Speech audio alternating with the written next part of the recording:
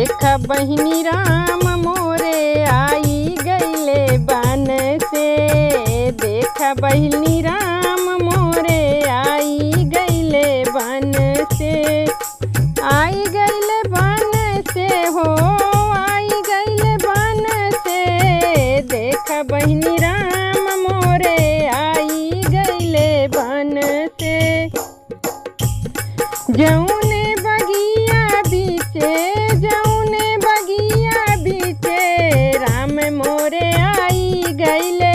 सूखल पेड़वा हो भारी गईले फल से। सूखल पेड़वा हो लादी गईले फल से। देखा बहिनी राम मोरे आई गईले बन से। देखा बहिनी राम मोरे आई गईले बन से। जौने नगरिया से, जौने नगरिया से राम मोरे आई गईले। जौने नगरिया से राम मोरे आई गईले। उजड़ी नगरिया बसी गईली जन से। उजड़ी नगरिया बसी गईली जन से। देखा बहिनी राम मोरे आई गईले बन से। देखा बहिनी राम मोरे आई गईले बन से।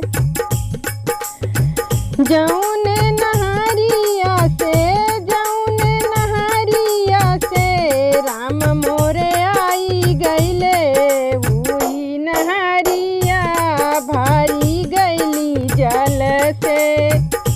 वही नहरिया बहिनी भारी गईली जल से। देखा बहिनी राम मोरे आई गईले बन से। देखा बहिनी राम मोरे आई गईले बन से। जब मोरे राम अवधिया में आई गईले सब जन आरती तारी लिहले मन से।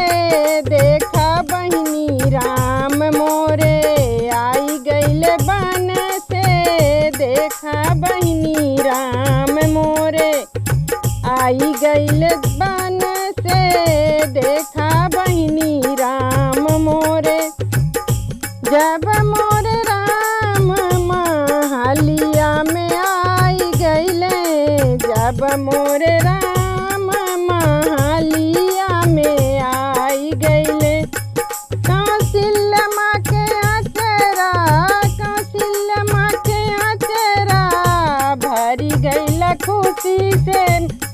राम मोरे आई गईले। देखा बहिनी राम मोरे आई गईले बन से।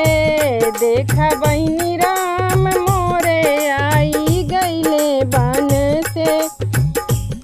जब मोरे राम अवध में पहुँचे।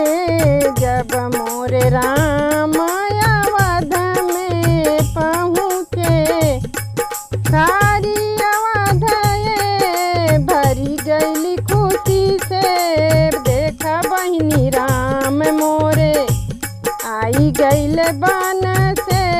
देखा बहिनी राम मोरे आई गईले बन से। देखा